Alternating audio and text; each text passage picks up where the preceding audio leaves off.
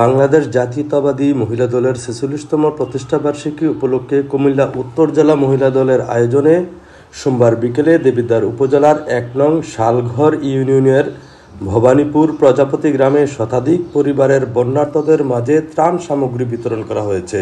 কুমিল্লা উত্তর জেলা মহিলা দলের সভানেত্রী ও সাবেক মহিলা ভাইস চেয়ারম্যান সুফিয়া বেগমের নেতৃত্বে ত্রাণ বিতরণ অনুষ্ঠানে উপস্থিত ছিলেন দেবিদ্বার পৌর মহিলা দলের সভানেত্রী আলেয়া বেগম, সাধারণ সম্পাদক সুলতানা পারভিন, যুগ্ম সাধারণ সম্পাদক বকুল আক্তার, বড় শালঘর ইউপি বিএনপির নেতা মোহাম্মদ জাহাঙ্গীর আলম, মোহাম্মদ শফিকুল ইসলাম, মোহাম্মদ ইব্রাহিম, এস.এম. মামুন সরকার, ইফতেখার ভূঁইয়া, মোহাম্মদ আখতারুজ্জামান, মোহাম্মদ রিপুন মিয়া, মোহাম্মদ নাসির উদ্দিন, মোহাম্মদ সুজন সহ আরও অনেকে।